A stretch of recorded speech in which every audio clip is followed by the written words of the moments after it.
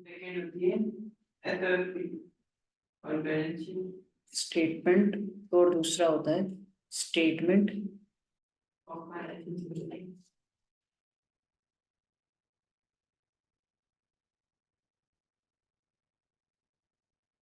Position. Third cash flow. Cash flow तो हम कर चुके हैं। Cash flow, cash flow statement में क्या शो किया जाता है? Inflows and outflows of cash over a period of time, और कैश फ्लो फोरकास्ट बनाते हैं। तो इनकम स्टेटमेंट में क्या क्या आता है? नेट सेल्स, मैं लिख देता हूँ। इनकम स्टेटमेंट में पहले हम उसके आइटम्स डिस्कस करते हैं, क्या क्या आता है। रेवेन्यू, पहला आता है रेवेन्यूज, रेवेन्यू स्लैश इनकम्स। जितनी भी बिजनेस की इनकम्स होती है कहाँ रिकॉर्ड की जाती है? इनकम स्टेटमेंट में। और दूसरा कॉस्ट ऑफ एक्सपेंसेस, और तीसरा तुमने क्या बोला? Cost of sales. पहले आएगा कॉस्ट ऑफ सेल्स। ये तो हम आइटम्स डिस्कस कर रहे हैं ना, आइटम्स तो आगे पीछे कर सकते हो। मतलब जितनी भी इनकम्स होती हैं, जितने भी एक्सपेंसेस होते हैं, वो सारे आते हैं। और तुम क्या करते हो? परचेजेस रिकॉर्ड करते हो। नंबर 6 में क्या रिकॉर्ड करते हैं? Inventory. Cost of sales item, हाँ, वो सारी चीजें। Owners, equity, drawings, drawings of goods. Cost of sale में आ जाएगा ना माइनस हो। बिल्कुल, ये सारी चीजें आती जाएंगी। और बैलेंस शीट का देखते हैं, sorry, statement of financial positions.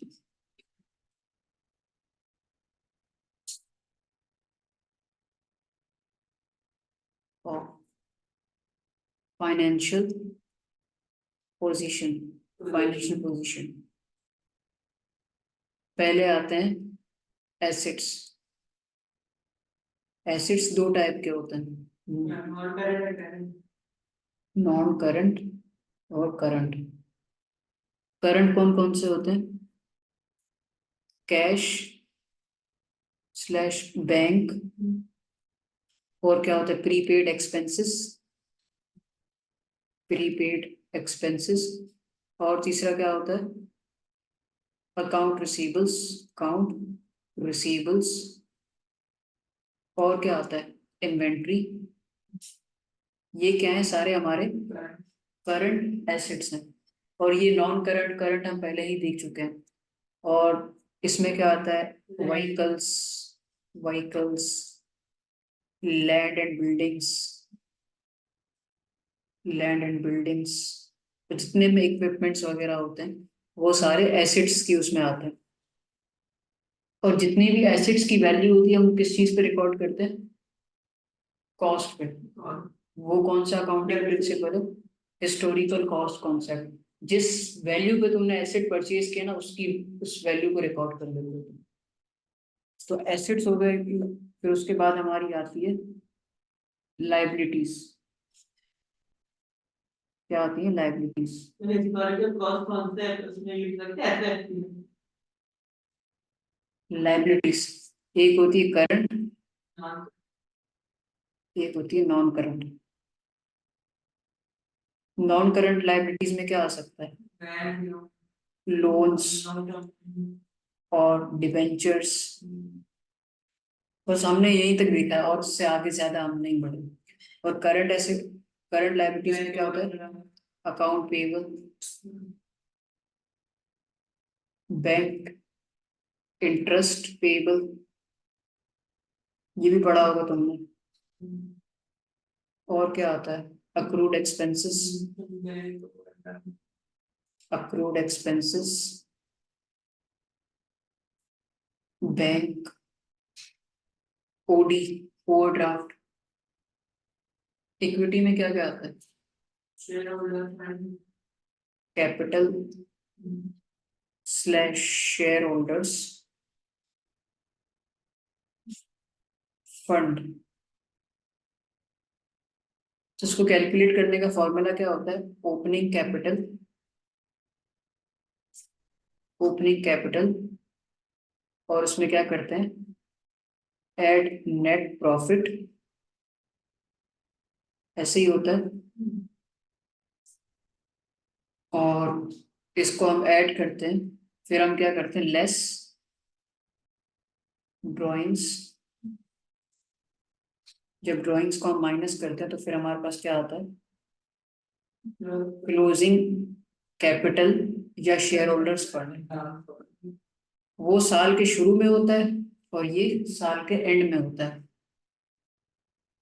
ठीक है, कैपिटल की ये एडजस्टमेंट्स होती है।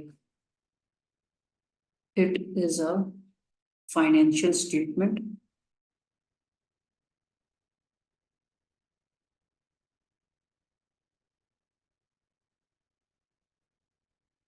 financial statement that records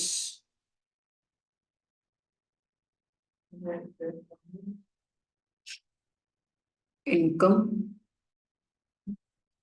and expenses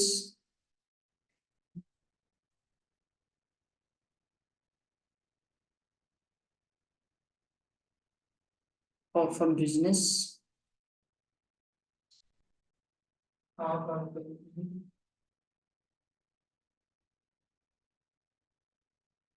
over a period of time. To calculate profit,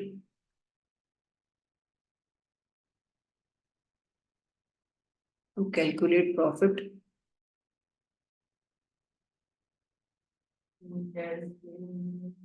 profit, we difference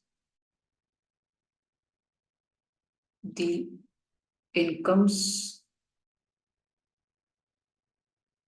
and expenses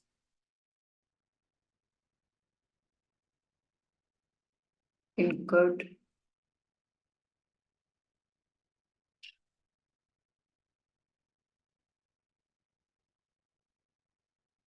ये हम पहले भी पढ़ चुके हैं। टोटल सेल्स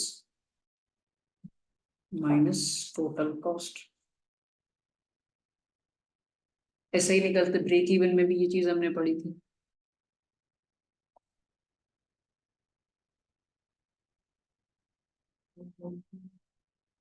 टोटल सेल्स या टोटल रेवेन्यू, या रेवेन्यू बोलते हैं इसको।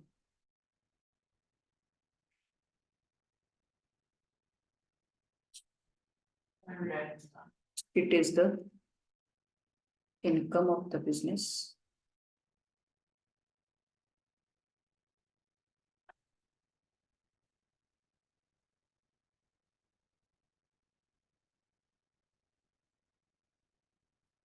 of the business during the period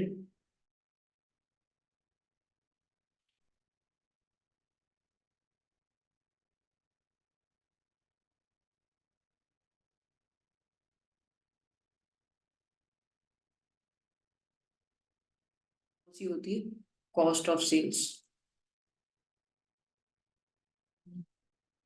cost of sale करने का पहले मैं फॉर्मूला लिख देता हूँ। Opening inventory, purchases opening inventory at purchases, minus closing purchase of goods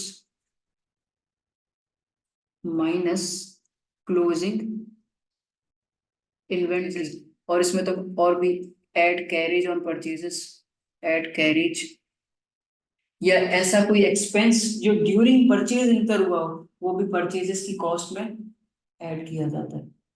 तो purchases add होगा minus carry ऊपर add होगा परचेजेस की कॉस्ट में ऐड होगा ना, minus क्योंकि जब भी कोई चीज परचेज करते हो उसके साथ जो कॉस्ट इनकर होती है तो उस वक्त उसकी कॉस्ट में इंक्लूड कर देते हो। हाँ, अब मैंने गुड्स बनवा ली, कुछ और काम करवाया, वो बात की स्टोरी है। तो ये कॉस्ट ऑफ सेल्स ऐसे निकलता है। तो इसके हिसाब से तुम्हारे ख्याल से डेफिनेशन क्या होनी चाहिए? कॉस्ट ऑफ सेल में क्या होता है? कॉस्ट ऑफ प्रोड्यूसिंग और बाइंग और the goods, buying the goods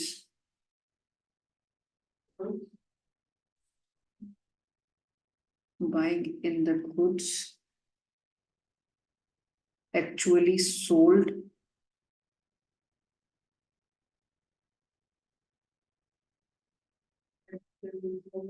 by the business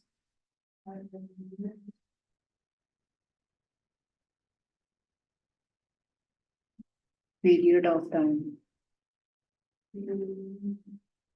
यानी ये वो कॉस्ट कैलकुलेट करता है जितने यूनिट्स की हमने सेल की है, क्योंकि देखो क्लोजिंग इन्वेंट्री हम क्या कर रहे हैं, माइनस कर रहे हैं, तो यानी जो हमारा क्लोजिंग स्टॉक है हम उसमें से माइनस कर रहे हैं कॉस्ट ऑफ सेल्स में से। मतलब फॉर एग्जांपल मेरे पास बिजनेस केस गिवन ईयर में 10,000 यूनिट्स थे, 1000 ओपनिंग थे, 9000 मैंने परचेज किए थे। अब बिजनेस ने सेल कितने किए, यहाँ पे लिख रहा हूँ, टोटल यूनिट्स कितने थे, 10,000 थे, कितने थे, ओपनिंग 2000 थे, परचेज कितने किए थे, परचेज किए थे 8000, क्लोजिंग स्टॉक था 1000। सही। और बिजनेस ने सेल कितने किए, ये तुम्हें कैसे बता, तुम्हें कैसे बता, टोटल यूनिट्स 10,000 है और टोटल, हाँ टोटल यूनिट्स 10,000 है और क्लोजिंग एक बचा है, तो इसका मतलब क्या है, 9,000 लिखता है। ये थोड़ा सा दिमाग चलाना पड़ता है कभी कभी। तो इसीलिए तो हमने 1,000 की कॉस्ट माइनस की थी, ओपनिंग 2000 था, परचेज 8,000 के था, टोटल हो गए 10,000। अब 1,000 यूनिट्स की कॉस्ट हमने कॉस्ट ऑफ सेल्स में से माइनस कर ली, क्योंकि वो सेल ही नहीं हुआ तो उसको रिकॉर्ड करना ही फजूल है, तो वो हमारा कॉस्ट या इनकम नहीं है, वो हमारा एसेट है। एसेट कहाँ पे शो किया जाता है, बैलेंस शीट में, इसीलिए हम इसको इनकम स्टेटमेंट से माइनस करते हैं। यहाँ तक कोई मसला तो नहीं है, इसकी डेफिनेशन भी हमने देख ली। जैसे ये सेल्स है, माइनस करेंगे कॉस्ट ऑफ सेल्स, तो क्या आएगा हमारे पास, हमारे ग्रॉस प्रॉफिट, ग्रॉस प्रॉफिट। तो क्या तुम मुझे बता सकते हो ग्रॉस प्रॉफिट को हम क्या कहते हैं, नहीं ग्रॉस प्रॉफिट की डेफिनेशन क्या है, ग्रॉस प्रॉफिट ट्रेडिंग अकाउंट, ये एक सॉर्ट ऑफ प्रॉफिट है, it is the profit, it is the profit, profit made when sales is greater than cost of sales, नहीं, when revenue is greater than cost of sales। अगर vice versa होता तो gross loss आता, profit नहीं आता। If the profit is made, सही है, वो बात समझ में आ गई। तो ये जो sales minus cost of sales, gross profit तक हम जो वर्किंग करते हैं, इसको हम क्या कहते हैं, रेट के बाद क्या रहता है, when revenue is greater than cost of sales. इस चीज को हम कहते हैं ट्रेडिंग अकाउंट। क्या कहते हैं, ट्रेडिंग अकाउंट।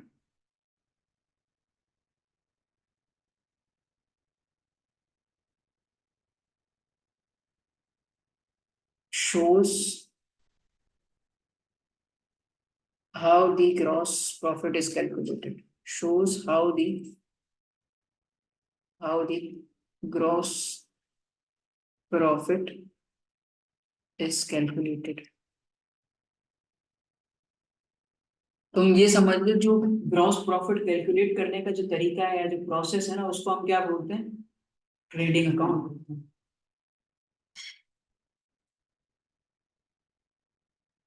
पहले रेवेन्यू देखा, कॉस्ट ऑफ सेल्स देखा, sales minus cost of sales करा, ग्रॉस प्रॉफिट आया। 540, हाँ, इसको हम कहते हैं trading account. Gross profit minus operating expenses, operating expenses, तो हमारे पास क्या आता है? Profit for the year. Operating operating profit. तुम्हारे मतलब बिजनेस के लेवल में इसको नेट प्रॉफिट भी कहते हैं, ऑपरेटिंग प्रॉफिट भी कहते हैं। जब ग्रॉस प्रॉफिट में से एक्सपेंसेस माइनस करते हो तो नेट प्रॉफिट आता है, अगर ऑपरेटिंग एक्सपेंसेस माइनस करते हो तो ऑपरेटिंग प्रॉफिट आता है। ठीक है, यहाँ तक कोई मसला तो नहीं है। और ऑपरेटिंग या जो एक्सपेंसेस होते हैं वो necessary day to day revenue expenditure होते हैं जो बिजनेस को चलाने में हेल्प करते हैं। जाहिर है, वर्कर्स को सैलरी नहीं दूंगा तो काम कौन करेगा, डेप्रिसिएशन चार्ज नहीं करूंगा तो एसेट मतलब बने ही नहीं होंगे, या गुड्स इन्वेंट्री या जो फाइनल सर्विसेज हैं वो मैंने प्रोड्यूस नहीं की होंगी। तो एक्सपेंसेस जो होते हैं वो डे टू डे बिजनेस की यूटिलिटी नॉन कैश एक्सपेंसेस है। नहीं, लैंड की क्या, जमीन जमीन है बस, खत्म, बिल्डिंग बनाने वाला। हाँ, अगर तुम कोई एग्रीकल्चरल प्रोडक्ट या क्रॉप वगैरह का काम कर रहे हो तो उस पे लगा सकते हो फार्मिंग के पर्सपेक्टिव से। The amount will get after deducting operating profit made after deducting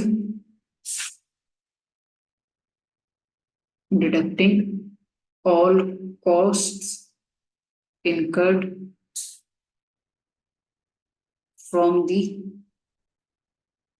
revenue, deducting for all cost from revenue, or it is calculated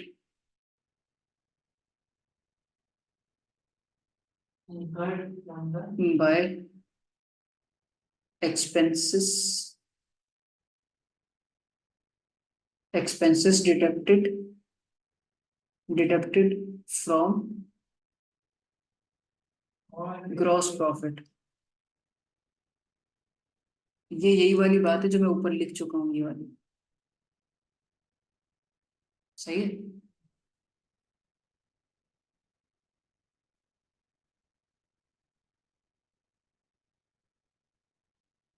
अरे कोई प्लान है काम कराते हैं Online and chapter,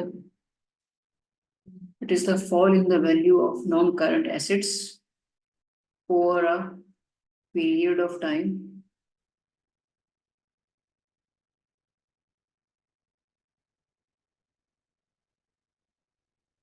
idea it is an non-cash expense। non-cash expense मतलब ये जो expense इनकर होता है ना, इसकी मैं कोई मॉनेटरी ट्रांजैक्शन नहीं करता, बट इसको एज ए एक्सपेंस रिकॉर्ड करता हूँ बिकॉज ऑफ एक्रूअल्स कॉन्सेप्ट। ये अकाउंटिंग टर्म है, मतलब अकाउंटिंग बेसिस से कोई कॉन्सेप्ट होता है जिसकी वजह से हम ये एक्सपेंस रिकॉर्ड करते हैं, यानी एक्रूअल्स कॉन्सेप्ट। कॉजेज क्या होते हैं? वेयर एंड टेयर, इस्तेमाल कर लिया, एफिशिएंसी कम हो गई। Technological change, technological change, wear and tear, obsolescence. Obsolescence का मतलब क्या होता है? Technological change, obsolescence, wear and tear. एक चीज और रहती है हमारे पास, क्या है वो? Retained profits. क्या है? प्रॉफिट से तुम्हें पता चल गया, प्रॉफिट तो तुमने निकाल भी लिया, ऊपर देख भी लिया, सारा total revenue minus total cost, मेरे पास प्रॉफिट आ जाता है। अब रिटेन का मतलब क्या होता है? अपने पास रख लेना, वापस अपने इस्तेमाल के लिए रख लेना। मतलब मैंने तुम्हें 100 रुपये दिए और तुमने 40 रुपीज रिटेन कर लिए और 60 रुपीज स्पेंड कर लिए। रिटेन मतलब बिजनेस, इसका मतलब क्या? Business keeps profit to itself, कि जितना प्रॉफिट उसने कमाया कुछ शेयर होल्डर्स को दे दिया और कुछ अपने पास रख लिया, उस चीज को कहते हैं रिटेन प्रॉफिट्स। रिटेन प्रॉफिट्स का मकसद क्या होता है? Internal source of financing, future में कोई एसेट खरीदना है, कोई एक्सपेंशन प्लान करना है, या फ्यूचर में कोई कैश पेमेंट्स करनी है, तो वो रिटेन प्रॉफिट से कर लेगा। It is the amount of cash which is री इन्वेस्टेड और केप्ट इन द बिजनेस, और it is the part of the equity. जब भी हमने बैलेंस शीट में देखा था, री invested back into the business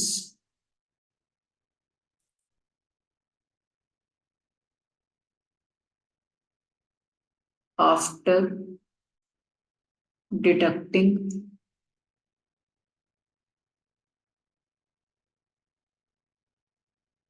tax and dividend payouts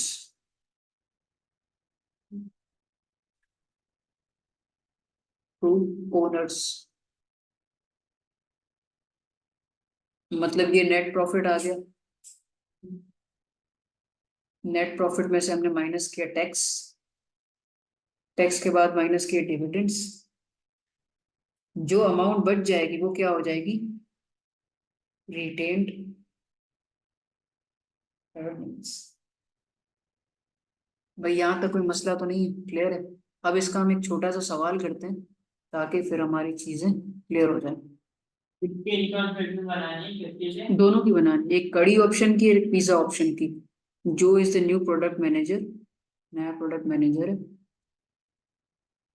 he is planning to introduce a new type of fast food, a pizza और कड़ी। इसको एक प्रोडक्ट करनी है। he has two product options, business can only afford to buy the equipment and advertising material needed for the one of these options। मतलब एक option select करना है।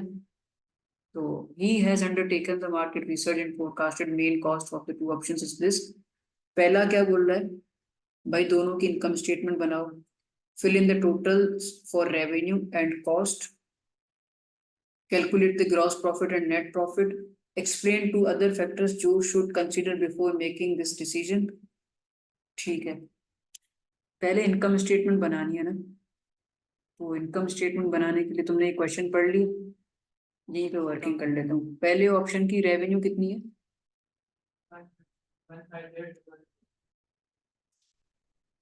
सही है। कॉस्ट ऑफ सेल्स कितनी होगी? ये समझ में है 50,000 कैसे आई? रेवेन्यू था 50,000 यूनिट्स थे और 3 रुपए का एक बिकेगा। Selling price into number of units क्या आता है हमारे पास? टोटल रेवेन्यू आता है। तो टोटल रेवेन्यू कितना हुआ? 1,50,000। 50,000 को 3 से करोगे, 5 को 3 से करोगे 15 हो जाएगा, 50,000 को 3 से करोगे तो 1.5 लाख हो जाएगा। सही है। और एक यूनिट को बनाने की कॉस्ट कितनी है? $1। और कितने यूनिट्स मैंने सेल किए? 50,000। तो 1 इंटू 50,000 कर दूंगा तो 50,000 आ जाएगा। इसको लेस करूंगा तो मेरे पास ग्रॉस प्रॉफिट कितना आएगा? 1 लाख आ जाएगा। सही। ग्रॉस प्रॉफिट कितना है? 1 लाख। सही है। तो टोटल एक्सपेंसेस कितने हैं?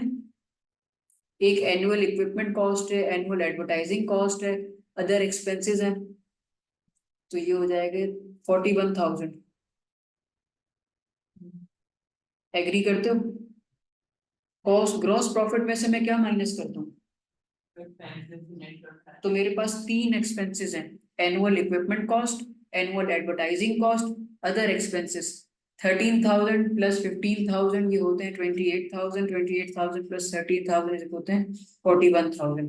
तो 1 लाख में से जब मैं 41,000 माइनस करूंगा तो तुम्हारा मेरे पास नेट प्रॉफिट कितना आएगा? इसको भी यहाँ पे भी मैं कर लेता हूँ, ये हो जाएगा 2 lakhs।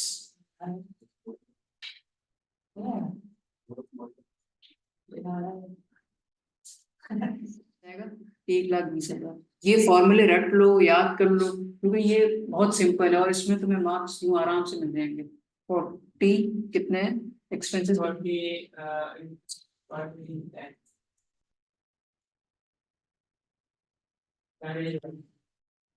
कितने? 73,000। तो ये नेट प्रॉफिट आ गया, ये हमने बना ली। अब इसने बोला 2 इनकम स्टेटमेंट बना दो, write out the 2 income statement बना ली। Fill in the total for revenue and cost of sales. 15,000, 5,000 और 50,000 ये सारी लिखती है। ये वाला ऑप्शन भी हमने डायरेक्टली कर लिया। जब पूरी इनकम स्टेटमेंट बना ली तो सारी की सारी खुद ही होगी ना, ग्रॉस प्रॉफिट भी आ गया, नेट प्रॉफिट भी आ गया, वो खुद ही कैलकुलेट हो गया जब पूरी इनकम स्टेटमेंट बनाई। अब तुमसे वो कह सकते हैं ग्रॉस प्रॉफिट मार्जिन निकालो, ग्रॉस प्रॉफिट मार्कअप निकालो। कैसे निकालते हैं ग्रॉस प्रॉफिट मार्जिन, कैसे निकालते हैं? GP margin. जीपी होगा कॉस्ट ऑफ सेल, जीपी इसमें सिर्फ सेल्स आती है। जीपी हाँ टीपी वेगा pure TP gross profit upon cost of sales into 100। ये वैसे आगे वाले चैप्टर का है जो रेशियो एनालिसिस है ना, ये उसका पार्ट है, बट अभी तुम इसमें रेफरेंस पॉइंट के लिए लिख दो ताकि कोई मसला ना हो। अब option explain two other factors जो should consider before making this decision. Two other factors, location, क्या अदर फैक्टर्स उसको देखने चाहिए? Product life cycle, competitive analysis, मतलब जनरल सी बात है, दो ऐसे कौन से फैक्टर्स इसको देखने चाहिए कि मार्केट में दूसरे प्लेयर्स कितना है, सही है, कितना पोटेंशियल है, कितना पोटेंशियल है, पोटेंशियल पिज्जा में है, कड़ी में, ये भी देखना पड़ेगा। हो सकता है, बिल्कुल हो सकता है, हो सकता है कड़ी अपने मेच्योरिटी पे हो लेकिन पिज्जा अपने ग्रोथ में हो।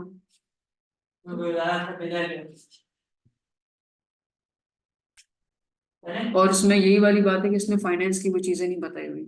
और ई पार्ट में क्या बोल रहा है, जो finally decide on the curry option after 1 year he finds that profit from this product is much lower than the expected evaluate two ways in which Joe could use to try to increase net profit। मतलब अभी profit ज्यादा है लेकिन 2 साल बाद जिसने इसने expect किया था ना 73,000, वो एक्चुअल में 59,000 से भी कम है। तो अब ये पूछ रहा है कि दो ऐसे तरीके बताओ जिससे वो अपना प्रॉफिट इंक्रीज कर सके। सही है, रिड्यूस प्राइस एक ऑप्शन हो गया, या यूनिट कॉस्ट ऑफ सेल्स कम कर दे, क्योंकि फिक्स कॉस्ट को तुम छेड़ नहीं सकते ना यार, फिक्स कॉस्ट तो फिक्स कॉस्ट होती है। तो या तो सेल्स प्राइस बढ़ाओ, एक्सपेंसेस कम कर दो, और it also depend on the elasticity of product. ये सवाल तो हमारा हो गया।